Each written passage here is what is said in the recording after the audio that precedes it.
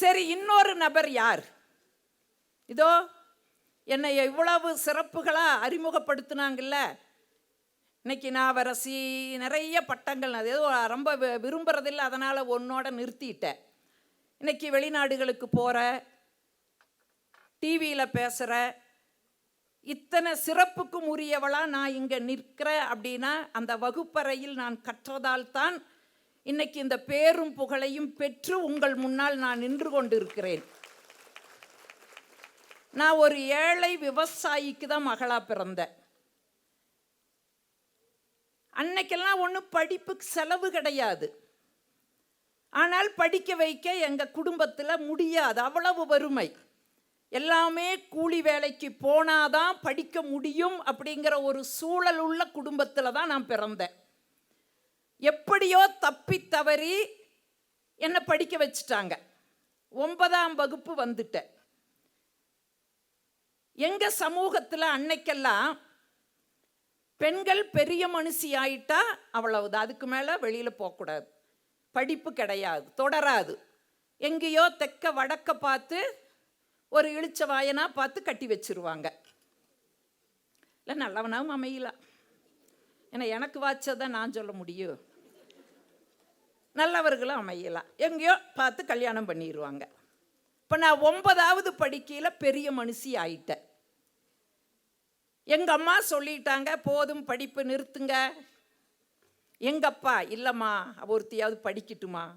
எங்கப்பா எங்கள் அம்மா கேட்குறாங்க, படித்த என்னங்க கிழிக்க போகிறா, நாளைக்கு இன்னொருத்தன் வீட்டில் போய் அவள் சட்டிவானதாங்க கழுவ போகிறா, சட்டிவான கழுவறக்கு எதுக்குங்க படிப்பு, நிறுத்துங்க. எங்கம்மா. எங்கப்பா இல்லைம்மா அவள் ஒருத்தியாவது படிக்கட்டு. இப்போ அவள் ஒருத்தியாவது சொல்லும்போது எங்கள் வீட்டில் 4-5 பேர் இருந்தோம் அன்னைக்கு. இப்போல்லாம் ஒத்த பிள்ளைகள் மாறி போச்சு, 4-5 பேர் இருக்கா. அவள் ஒருத்தியாவது படிக்கட்டு. நீங்கள் நம்ப மாட்டீங்க, 9ஆம் வகுப்பு எனக்கு தொடரல, பிரேக்கு. ஏன்னா இவங்க வீட்டுக்குள்ளே பட்டிமன்றம் நடத்திட்டு இருக்கிறாங்க. இப்போ தெரிஞ்சுதான் நான் ஏன் பட்டிமன்ற பேச்சாளராக வந்தேன்னு. 1 வருஷம் உட்கார்ந்து கவனிச்சேன். எங்கள் அப்பா ஜெயிச்சிட்டாரு. எனக்கு தெரிஞ்சு வாழ்க்கையில் எங்கள் அப்பா ஜெயிச்ச ஒரே இடம் என்னைய படிக்க வச்சது தான். ஏன்னா எங்கள் வீட்டில் மீனாட்சி மதுரை தான், எங்கள் அம்மா தான் எல்லாமே. எப்படியோ எங்கள் அப்பா ஜெயிச்சிட்டாரு. இப்போ என் படிப்பு தொடருது. எப்படி? ரீஎன்ட்ரி. 8ஆம் வகுப்பு பிள்ளைகள்லாம் 9ஆவதுக்கு வந்திருக்கிறாங்க. நான் உள்ளே போகிறேன், என்னை எல்லாம் அக்கா அக்கான்னு கூப்பிடுதுங்க. கொஞ்சம் அவமானம்தான், பாவாடை தாவணி வேற போட்டிருக்கிறோமா, அக்கா அக்காங்கும்போது கொஞ்சம் அவமானமாக இருக்குது. நான் யோசித்த நாட்கள் உண்டு, இந்த அவமானப்பட்டு படிக்கணுமா, பேசாமல் அம்மா சொன்ன மாதிரி யாரோ ஒருத்தரை கல்யாணம் பண்ணிட்டு நல்ல குடும்ப தலைவின்னு பேர் வாங்கலாம்ல அப்படின்னு நினைத்த நாட்கள் எல்லாம் உண்டு. ஆனால் எங்கள் அப்பா கண்ணு முன்னால் வந்து போவார். எனக்காக போராடியவர், இல்லை அப்பாவுக்காக படிக்கணும். படிப்பு தொடருது. அக்டோபர் 2 காந்தி ஜெயந்தி விழா. எங்கள் பள்ளிக்கூடத்தில் அனைத்து பள்ளி மாணவர்களுக்கு ஒரு பேச்சு போட்டியை நடத்துகிறாங்க. எங்கள் தலைமை ஆசிரியர் சொல்கிறாங்க, நம்ம பள்ளி சார்பிலையும் ஒருத்தியை பேச வைங்க. நாங்களாம் பெண்கள் படிக்கிற பள்ளி தனியாக இருந்துச்சு அன்னைக்கு, ஆண்கள் படிக்கிற பள்ளி தனியாக இருந்தது, கோஎட்டு கிடையாது. நாங்கள்லாம் இன்னைக்கு கோஎட்டில் படுற பாடு இருக்குது பாரு. இந்த கோவிட் கிளாஸையும் கூட சார் நாங்கள் சமாளிச்சிருவோம் சார். இந்த கோஎட்டு கிளாஸை சமாளிக்கிறது இருக்குது பாருங்க, சாதாரணம் இல்லை சார், அவ்வளவு கஷ்டப்படுறோம். அன்னைக்கெல்லாம் பெண்கள் தனியாக படிக்கிற பள்ளிக்கூடம். எங்கள் தலைமை ஆசிரியர் சொல்கிறாங்க, நம்ம பள்ளி சார்பிலையும் ஒருத்தியை பேச வைங்க. எங்கள் ஆசிரியர் யோசிக்கவே இல்லையே, சாந்தாமணின்னு என் பேரை கொடுத்துட்டாங்க. நான் பதறி அடிச்சு ஓடுறேன், டீச்சர் எனக்கு பேசி பழக்கம் இல்லைங்க, ஐயோ நான் பேச மாட்டேனுங்க. எங்கள் டீச்சர் சொல்கிறாங்க, ஏய் அங்கே உட்காந்துட்டு பேசுகிறீங்களடி, அதை இங்கே வந்து பேசுடிங்கிறாங்க.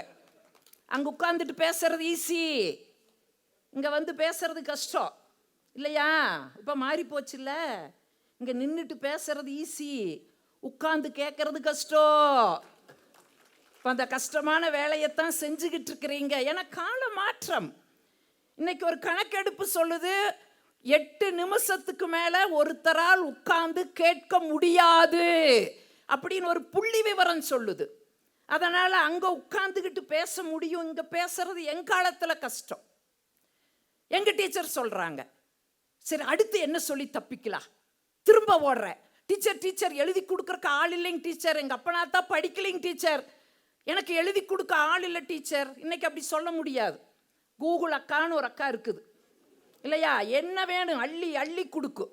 பாரதியும் கூட ஒரு கனவு கண்டா, காசி நகர் புலவர் பேசுமுறை காஞ்சியில் கேட்பதற்கு கருவி செய்வோம்னா. இன்னைக்கு கேட்கறக்கு மட்டும் கருவி இல்லை, ஆள் எங்க இருக்கிறாங்கன்னு பார்க்கறக்கும் கருவி கண்டுபிடிச்சிருக்கிறோமா இல்லையா. இது 21ஆம் நூற்றாண்டு. கற்றதனால் தானே குகையில் இருந்த மனிதன் எல்லாம் இன்னைக்கு கூகுளில் இருக்கிறா. இலைதலைகளை கட்டி கொண்டிருந்தவனெல்லாம் இன்னைக்கு இன்டர்நெட்டில் உட்கார்ந்து இருக்கிறா. காடுகளில் வாழ்ந்து கொண்டிருந்தவன் எல்லாம் இன்னைக்கு கம்ப்யூட்டரில் உட்கார்ந்து இருக்கிறா. என்ன காரணம்? கற்றதுனால தானே. கற்றதுனால தானே இந்த வளர்ச்சியை நம்ம பெற்று இருக்கிறோம். இன்னைக்கு ஆள் எங்க இருக்குதுன்னு பார்க்கறக்கும் ஜிபிஎஸ் வந்துடுது இல்லை. எங்கள் வீட்டுக்காரங்க கூட எனக்கு கூகுள்னு தான் பேர் வச்சிருக்காரு. ஏன்னா அந்த மனுஷன் எங்கே இருந்தாலும் நான் கண்டுபிடிப்போம்ல. இப்போ இப்படி மாதிரி மேடைக்கு வருவேன், 2 பிள்ளைகள் எனக்கு, அவர் கையில் ஒப்படைச்சிட்டு வந்துடுவேன். சரி மனுஷன் சரியாக பார்த்துக்கிறாரா, வந்த இடத்துல இருந்துட்டு ஒரு ஃபோன் பண்ணுவேன், சொல்லுமா எங்கே இருக்கீங்க, வீட்டில் தாம்மா இருக்க, எங்கே நம்ம வீட்டு மிக்சியை போடுங்க, ஒரு ரெஃபரன்ஸுக்கு தான், ஒரு கன்ஃபார்முக்கு தான், தப்பெல்லாம் எடுத்துக்காதீங்க, தப்பெல்லாம் நினைக்க மாட்டேன். அவர் போடுவார், அது டர்ன்னு ஓடும். மனுஷன் நம்ம வீட்டில் இருக்கார் நம்பிடுவேன். ஒரு நாள் மழை, நிகழ்ச்சி கேன்சல், நேரத்திலேயே வீட்டுக்கு போகிற, புள்ள மட்டும்தான் இருக்கிறான், இந்த மனுஷனை காணோம். எங்கே உங்கள் அப்பானே? அது சொல்லிச்சு, பாம நீ பேசுகிறன்னு பேக்க தூக்கிட்டு ஒரு பக்கம் போ. நீ போன பிறகு அப்போ ஒரு கட்டப்பை எடுக்கிறாரு, அதுக்குள்ளே மிக்சியை தூக்கி வைக்கிறாரு, அவர் எங்கேயோ ப்ளக் பாயிண்ட் தேடிட்டு போகிறாரு. இன்னைக்கு போக முடியுமா? இங்கே நின்றுட்டு அந்த மனுஷனை கண்டுபிடிப்பன் இல்லை. தொழில்நுட்ப வளர்ச்சி இல்லை, மனிதன் சிந்திக்க ஆரம்பிச்சிட்டாங்கிறதுக்கு இது அடையாளம் இல்லையா? இங்க சில நேரங்களில் மூளைக்கு வேலை மனுஷன் சிந்திக்க ஆரம்பிச்சிட்டா, படித்ததனோட விளைவு. உங்கள் எல்லாருக்கும் தெரியுமோ தெரியாதோ, நான் தரையிலிருந்து வந்ததுனால இந்த மலையில் சொல்லிட்டு போகிற, திருச்சியில் சத்திரம் பஸ் ஸ்டாண்டில் லலிதா ஜுவல்லரின்னு ஒரு ஜுவல்லரி இருக்குது. அதில் ஒருத்தன் திருடிட்டான், பிடிச்சிட்டாங்க. அந்த ஓனருக்கு என்ன வருத்தம்னா, அதே சத்திரத்தில் அந்த லலிதா ஜுவல்லரி ஒட்டு 4-5 நகைக்கடை இருக்குது. அந்த கடையிலெல்லாம் அவன் திருடாம என் கடையில் மட்டும் எப்படி திருடுனா? அந்த திருடனை பார்த்து கேட்டுறதுன்னு அனுமதி வாங்கிட்டு சிறைச்சாலைக்குள்ளே போனார். மிஸ்டர் திருடன், என் கடை ஒட்டி 4 கடை இருக்குது, அந்த கடையிலெல்லாம் திருடாமல் ஏன் என் கடையில் வந்து திருடுனேன்னு கேட்டான். அதுக்கு அந்த திருடன் சொன்னா, சார் நீங்கள் தானே உங்கள் கடைக்கு வர சொல்லி என்னை கூப்பிட்டீங்கன்னா. நான் எங்கடா உன்னைய கூப்பிட்டேன், என்னை மட்டும் கூப்பிடலைங்க சார், ஊரையே வான்னு நீங்கள் கூப்பிட்டீங்கன்னு. ஊரையே வான்னு நான் எப்படா கூப்பிட்டேன் சார்? நீங்கள் தானே விளம்பரத்தில் மொட்டை அடிச்சுட்டு ஒரு சந்தன போட்டு வச்சுட்டு வந்து என்ன கேட்குறீங்க? என் கடையில் நகை வாங்கறதுக்கு முன்னால் 4 கடைக்கு போங்க, விசாரியுங்க, அப்புறமா என்ற கடைக்கு வாங்க, நீங்கள் தானே சார் கூப்பிட்டீங்க. அந்த மனுஷன் பாவ விளம்பரத்துக்கு சொன்னார், 4 கடையிலையும் போய் ஓட்டை போட்ட சார், போட முடியல, உங்கள் கடையில் தான் ஈஸியாக போட முடிஞ்சது, போட்டுட்டேன்ட்டான். மனுஷன் சிந்திக்க ஆரம்பிச்சுக்கிட்டான் இல்லையா? காலப்போக்கு இன்னைக்கு அப்படி இருக்குது. ஆக தொழில்நுட்ப வளர்ச்சி, ஆள் எங்கே இருக்கிறாங்கன்னு பார்க்குறக்கும் தொழில்நுட்பம் இருக்குது. கூகுளில் போய் அடிச்சிங்கன்னா இன்னைக்கு என்ன வேணாலும் கிடைக்கும். அன்னைக்கு எங்களுக்கு அப்படி இல்லை. நான் சொல்கிறேன், எங்கள் அப்பா நான் அத்தா படிக்கலை டீச்சர், அவங்க எழுதி கொடுக்காட்டி என்னடி, நான் எழுதி கொடுக்குறேன், படிச்சுட்டு வந்து பேசு, மறுக்க முடியல. அவங்க பாரு 7 பக்கம் எழுதி கொடுத்தாங்க. ஆனால் அவ்வளவு திறமசாலி நான். ஸ்கூல்லையே அவுட்ஸ்டாண்டிங் ஸ்டூடெண்ட் நான் தான். அப்பா சத்தியமாக சொல்கிறேன், எந்த இடத்துல இதை சொன்னாலும் அந்த நம்ப மாட்டாங்க அந்த பிள்ளைங்க. என்னை உத்து பார்ப்பாங்க, இந்த மூஞ்சியா, இது அவுட்ஸ்டாண்டிங்கா, இப்படியே என்னை பார்ப்பாங்க. ஆனால் நீங்கள் தான் என்னை நம்பி கைதட்டுனீங்க. நான் அவுட்ஸ்டாண்டிங் ஸ்டூடெண்ட் சொன்னது என்னை நம்புனீங்க பாருங்க. எப்படி அவுட்ஸ்டாண்டிங் தெரியுமா? மேக்ஸ் சுட்டு போட்டால் எனக்கு வராது. மேக்ஸ் டீச்சர், ஹோம்ஒர்க் போட்டு வந்தையாடி, இல்லைங்க teacher, get out. Out. English வானா வராது, அதனால தமிழ் கல்லூரிக்கு ஓடுன தமிழ் படிக்கிறதுக்கு. சம்மரி படிச்சுட்டு வந்தையாடி, இல்லைங்க டீச்சர், கெட் அவுட். ஆக அவுட்டில் நிற்கிற கேஸு நான். ஒரு பக்கம் படிக்க முடியாமலேயே வெளியில் நிற்கிற கேஸு 7 பக்கத்தை கொடுக்குறாங்க. நான் ஓடி வந்து எங்கள் அப்பாட்ட சொல்கிறேன், எனக்கு பயமாக இருக்குதுங்கப்பான்னு. எங்கள் அப்பா சொல்கிறார், கண்ணு இது மான பிரச்சனை கண்ணு, ஏதோ இந்தியா பாகிஸ்தான் பார்டர் பிரச்சனை மாதிரி மான பிரச்சனை கண்ணு, எப்படியாவது மனப்பாடம் பண்ணி பேசுகண்ணு. எங்கே பண்ணுறது மனப்பாடம்? இன்னைக்கு பாருங்க மின்சாரம் அப்படியே இந்த விளக்கில் அப்படியே அழகில்லாததும் கூட அழகாக தெரிகிற மாதிரி அப்படியே மின்சாரம். எங்கள் வீட்டிலலாம் மின்சாரம் இல்லை. அன்னைக்கு ஓலை பனையோலை குடிசை வீடு, மண்ணெண்ணெய் விளக்கு, அதுக்கு கண்ணாடி கூட கிடையாது. அதில் சீல துணியைத்தான் திரியாக போட்டிருப்பாங்க. அதிலிருந்து வர புகையில் படிக்கிறது அவ்வளவு கஷ்டம். எங்கள் அப்பாவுக்காக 7 பக்கத்தையும் மனப்பாடம் பண்ணிட்டேன். போட்டி நடக்கிற நாள், எல்லா பள்ளிக்கூடத்திலிருந்து ஆம்பளை பசங்க, விரல் விட்டு என்ற மாதிரி 3 பெண் பிள்ளை நான் உட்பட வந்து பேசுகிற ஆம்பளை பசங்களாம் கையை அப்படி ஆட்டுறான் இப்படி ஆட்டுறா. அவன் பாடி லாங்குவேஜை பார்த்த உடனே கொலை கிடுகிடுகிடுகிடுன்னு நடுங்குது. திரும்ப ஓடுறேன் எங்கள் டீச்சர், டீச்சர் இப்போ அது விட்டுருங்க டீச்சர், எனக்கு பயமாக இருக்குது டீச்சர். எங்கள் டீச்சர், ஏய் போடி, அன்னைக்கெல்லாம் அப்படி சொல்லுவாங்க, போடிம்பாங்க. இன்னைக்கெல்லாம் நாங்கள் முறைச்சாலே எங்களை 3 மாதம் ஜெயிலில் ஓடுறதுக்கு ரெடியாக உட்காந்துருக்குறீங்களா இல்லையா? அதுலெல்லாம் என் மாணவர்கள் தினம் எனக்கு சவால், அடிமவளை அடி அடியும்பா. ஏன் நான் அடித்தா 6 மாதம் கம்பி எண்ணுவேங்கிறத கரெக்டாக எண்ணிட்டு உட்காந்துருக்குறீங்க. அன்னைக்கெல்லாம் அப்படி சொல்லுவாங்க, போடி போ, பாரு பேசுறது பெருசு இல்லை, பரிசு வாங்கிட்டு வா. இங்கே பேசவே முடியாது, பரிசு எப்படி வாங்கிறது? அப்படி வாங்கலின்னு வையே பெரம்படி. எத்தனை அடி வாங்கியிருக்கிறோம் தெரியுமா? வீட்டில் வந்து மூச்சு விட மாட்டோம். ஏன் தெரியுமா? இவங்களும் ஒத்துவாங்க. வாத்தியாருக்கே நீ கோபம் வர வச்சியா அப்படின்னு இவங்களும் ஒத்துவாங்க. எதுக்கு 2 ஸ்கூலோடையே வாங்கிக்கலாமே. பெரம்படி பெரம்படி போடி. ஓடி வந்துட்டேன். சாந்தாமணி பேரை கூப்பிட்டு விட்டாங்க. இப்படி வந்து நின்னேன், கூட்டத்தை பார்த்தேன். இன்னும் முடியல. ஏன்னா எல்லாம் அப்படியே ஊட்டி குளிர விட உள்ள ஐஸ் இது உள்ளே போயாச்சு. என்ன செய்யறதுன்னு யோசித்தேன். கண்ணை மூடுனேன்.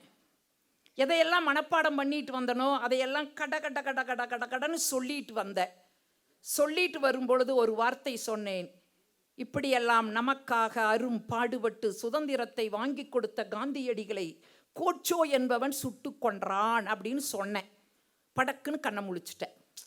அடுத்த வார்த்தை வரல, வராது, அவ்வளோ சீக்கிரம் உள்ளே போயிட்டு வராது. எக்ஸாமில் பார்க்குறோமில்ல, ஒரு வார்த்தை உள்ளே போயிடுதுன்னா யோசித்து யோசித்து அதுக்கே நேரத்தை வீணடிச்சிட்டு இருப்போம். அதை கடந்து அடுத்த வினாவுக்கு போகலான்னு நமக்கு தோணவே தோணாது. அந்த ஒரு எழுத்தை கண்டுபிடிக்கிறதுலையே நேரம் போக கடைசியில் கொஸ்டின் விட்டுட்டு வந்துட்ட, ஐயோ விட்டுட்ட மார்க் போச்சுன்னு அலப்பறை பண்ணிக்கிறோமில்ல, அதே மாதிரி தான் வார்த்தை போயிடுச்சு, வெளியே வரமாட்டேன்டுடுது. என்ன செய்யறதுன்னு தெரியல. நானும் என்னென்னமோ முயற்சி பண்ணி பார்த்தேன்.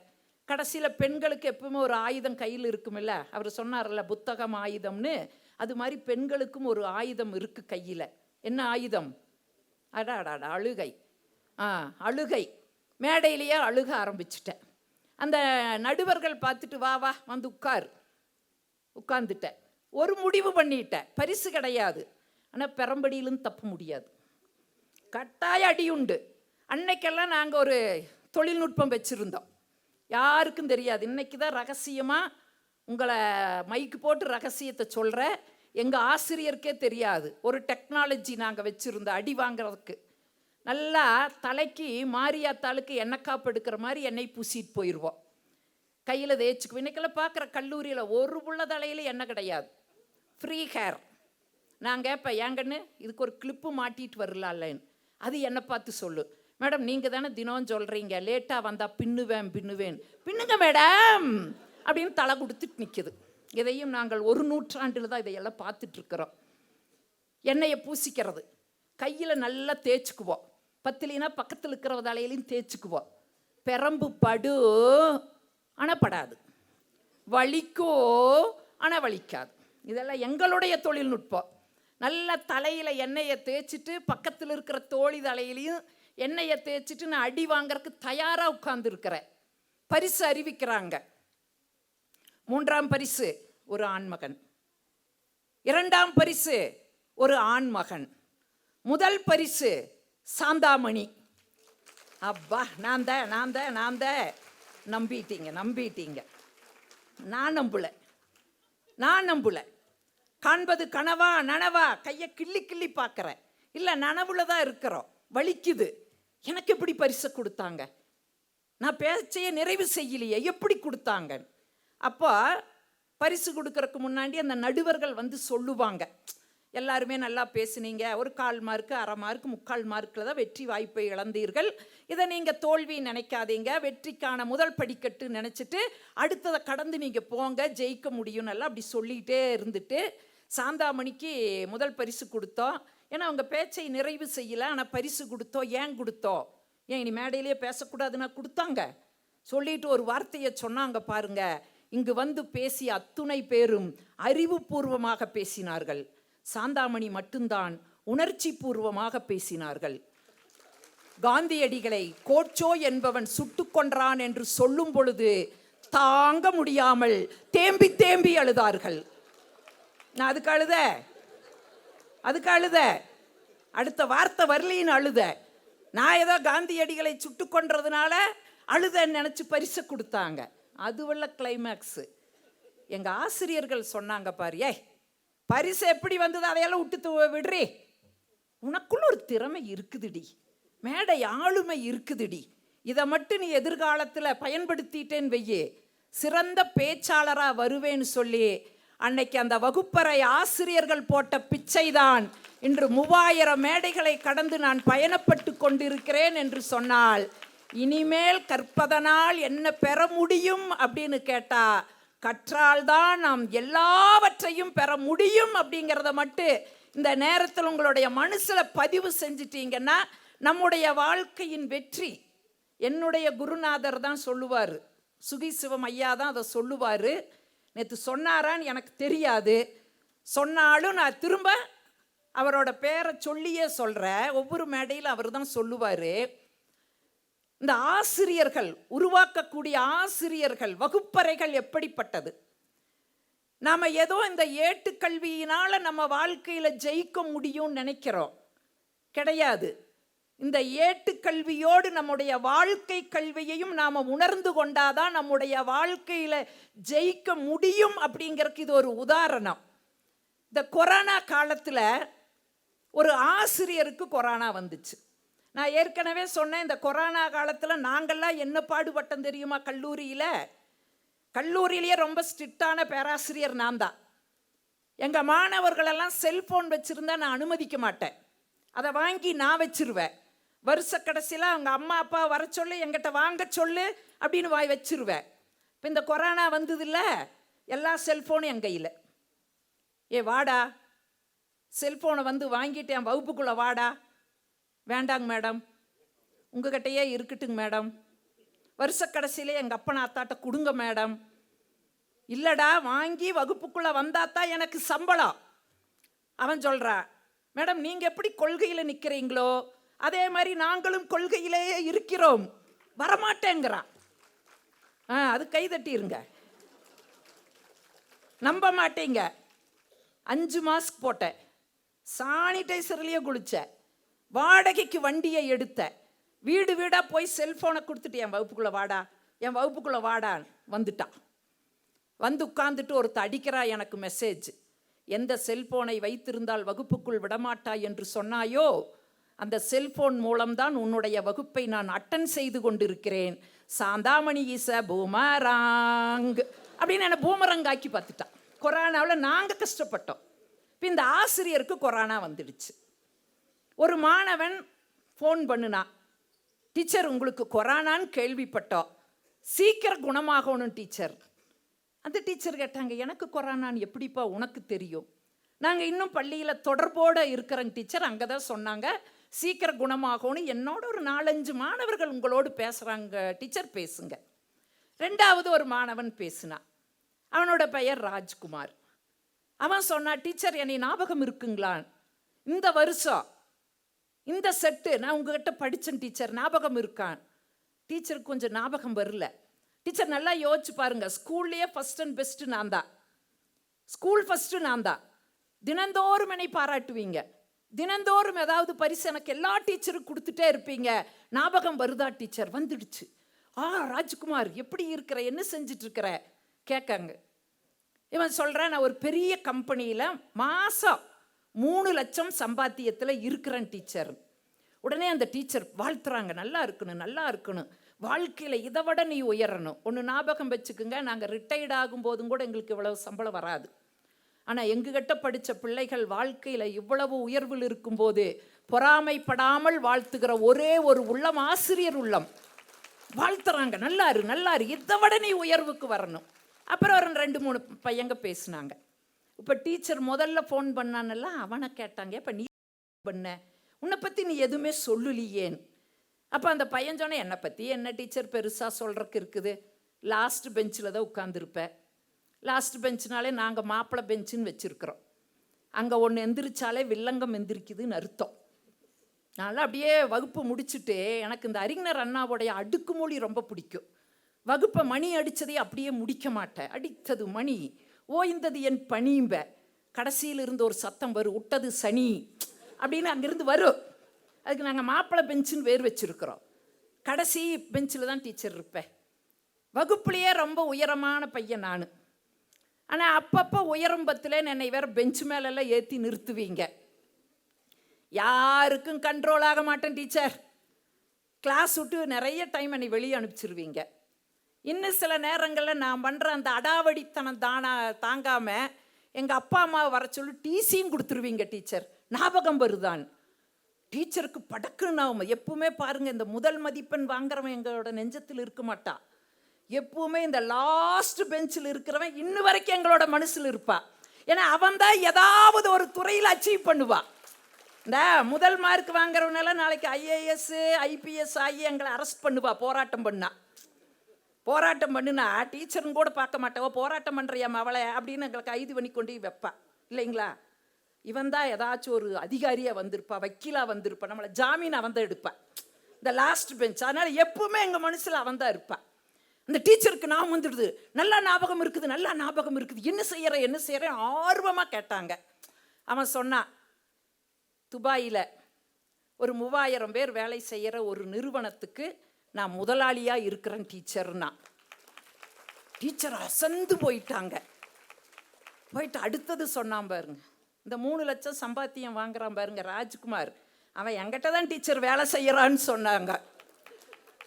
சொல்லிட்டு ஒரு வார்த்தை சொன்னான். நான் சொன்னேன் பார்த்தியா, ஏட்டுக்கல்வியோடு வாழ்க்கை கல்வியையும் கற்றுக் கொடுக்கக்கூடியது நம்முடைய கல்வி மட்டும்தான். சொன்னான் பாருங்க, இது எங்கே கற்றுட்டேன்னு தெரியுமா டீச்சர்? என்னைய வகுப்பில் நீங்கள் பெஞ்சு மேலே ஏற்றி நிறுத்தும் போதெல்லாம் நிறைய நாட்கள் நான் கோவிச்சது உண்டு, கோவப்பட்டது உண்டு.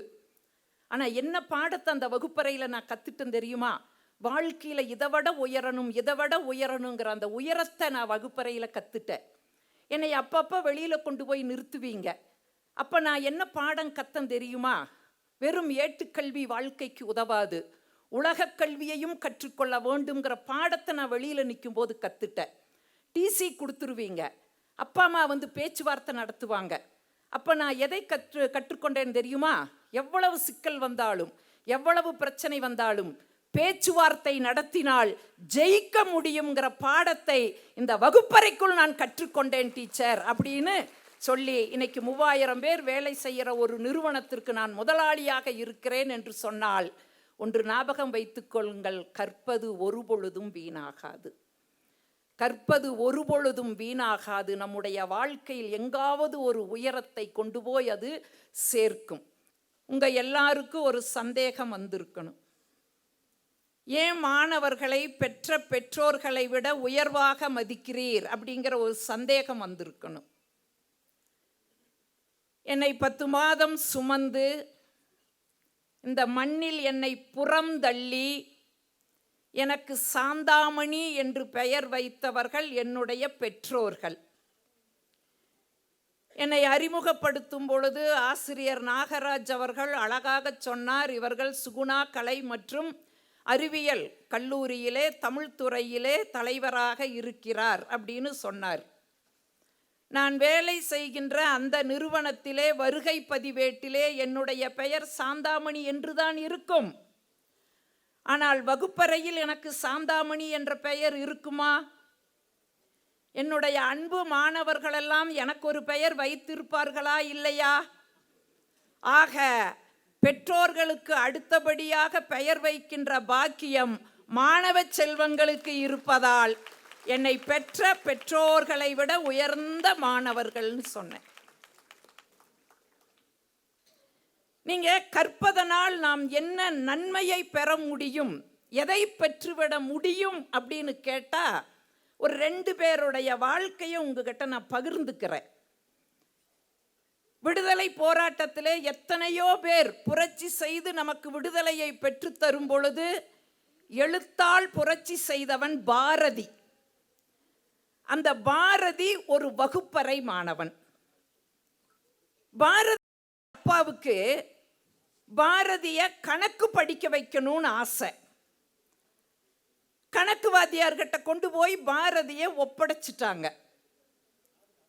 கணக்கு வாத்தியார் பாடமெல்லாம் சொல்லி கொடுத்துட்டு எல்லா பிள்ளைகளும் சரியா கணக்கு போடுறாங்களா அப்படின்னு போய் பார்த்தா எல்லா பிள்ளைகளும் கணக்கு போட்டாங்க.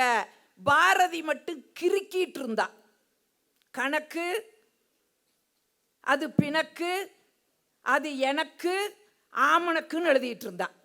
விளக்கெண்ணெய்ன்னு எழுதுனா. ஆமணக்கிலிருந்து கிடைக்கிறது என்ன? விளக்கெண்ணெய்.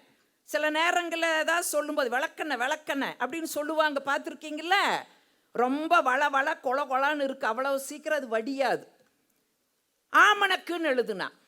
கணக்குவாதியார் பார்த்தாரு, டேய் உனக்கு கணக்கு வரலடா, ஆனால் எதுகை மோனையோடு கவிதை வருகிறதுன்னு சொல்லி தமிழாசிரியரிடம் கொண்டு போய் பாரதியை ஒப்படைத்தார். இந்த தேசம் தேசிய கவி மகாகவி என்ற பாரதியை அடையாளம் கண்டது என்று சொன்னால் பாரதி ஒரு வகுப்பறை மாணவன்.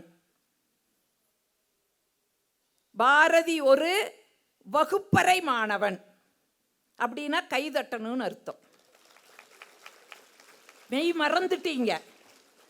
மெய் மறக்கலாம், கை மறக்கக்கூடாது. இன்னொன்று, குளிருக்கு எல்லாருமே இப்படி சொட்டர் ஓட்டுற மாதிரி உட்காந்துருக்கீங்க.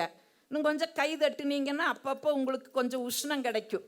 ஒரு கொசு கூட சாகும்போது கைதட்டு வாங்கிட்டு தானே சாகுது இல்லையா? புரிஞ்சுட்டீங்க. நன்றிகள்.